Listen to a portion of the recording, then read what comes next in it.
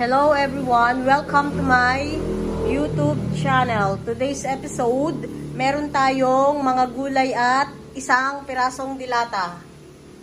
Ang aking lulutuin ay bulanglang at saka savory pancakes. Ito yung sa savory pancakes. Eggplant siya. Yung eggplant, pwede siyang ilaga or ihawin. Tapos imimix mo yung Argentina corned beef, any brand. Tapos, meron din siyang egg para pag nagprito tayo, kakapit siya. Tara, luto na tayo! Meron na tayo dito pinapakulong tubig para sa ating bulanglang.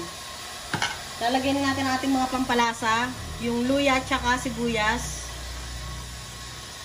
At ang ating seasoning, pamenta at saka asin. Antayin lang natin siyang kumulo. Balikan natin siguro ng mga 3 to 5 minutes. Tingnan-tingnan lang din natin. Habang hinihintay natin ang ating pinapakulong tubig, tayo'y maggawa na ng ating savory pancake.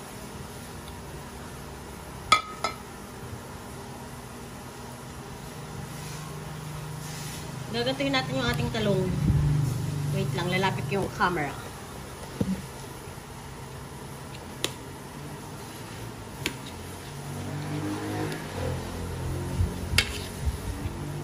Pwede rin natin siguro siyang gupitin para hindi siya masyadong mahaba. Kasi siya ay mahaba, gaganto-gantuhin natin.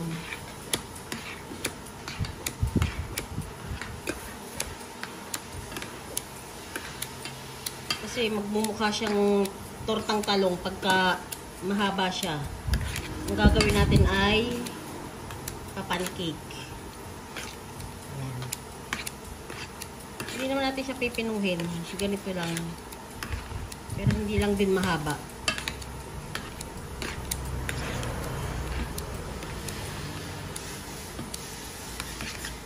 Ayan.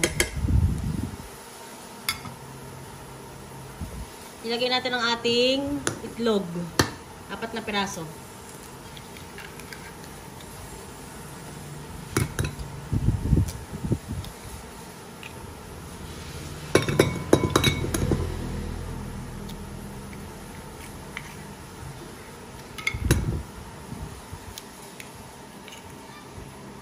At ang ating corned beef.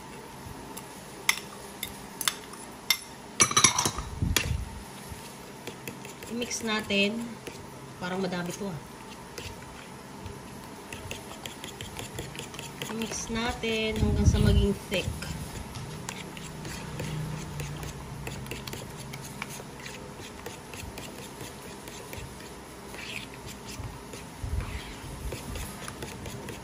Wow, ang dami.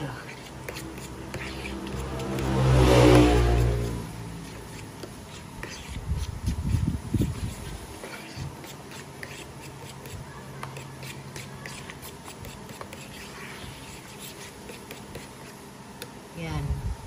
Kukuha tayo ng pantimpla. Ito na yung ating pantimpla. Black pepper at asin. Yun lang. Pwede nyo add ng ginisa mix o kung ano mang gusto nyo pang ilagay.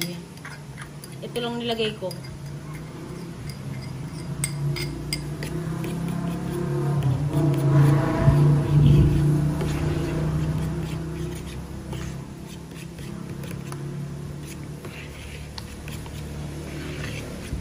So, okay na siya. Ipiprito na lang natin siya maya-maya. Balikan natin ang ating pinakulong tubig para sa ating bulanglang. Kumukulo na siya. Oh, so init. Lalagay muna natin ang ating kalabasa kasi matigas to. Masarap to. Probinsyang luto.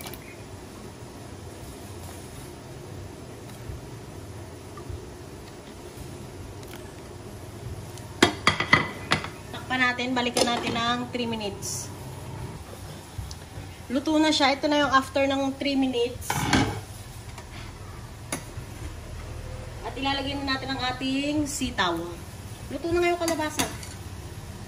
Nasa itsura na luto na siya. Pagka mga ganyan kumukulo, medyo pahinain natin ang apoy. Kasi kanina naka-high eh. Low simmer lang. Tikman ko lang ang sabaw.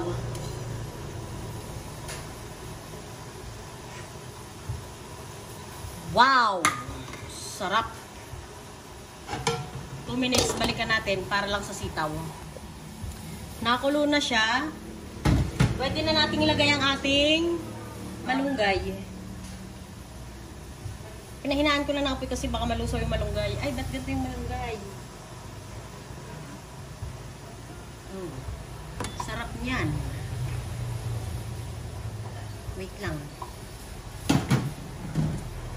Galing kasi sarap yung malunggay, hinamay na. Kaya ganyan. Ang bango.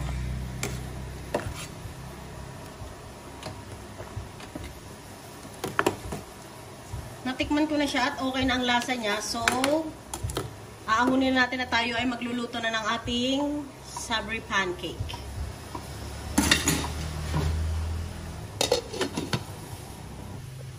Mainit na ang ating kawali at magsimula na tayo magprito ng ating pancake. Hindi siya masyadong yung malakihan. Maliit-liit. Yan.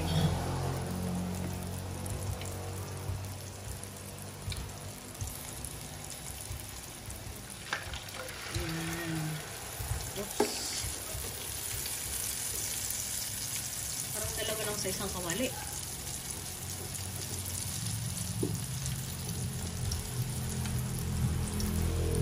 Dalawa na lang muna. Ay, kika. Oh, no!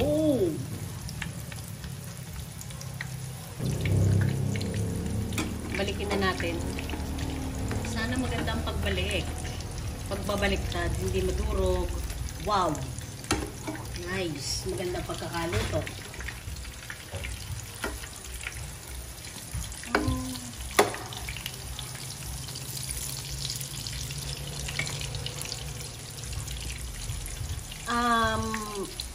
Ganun yung gagawin natin ulit sa susunod na to hanggang sa siya ay matapos. Balikan ko kayo pag natapos na yung ating mga prituhin. Mga Mars, ito na ang ating niluto. Ito na yung ating savory pancake at ang ating bulang-lang na gulay.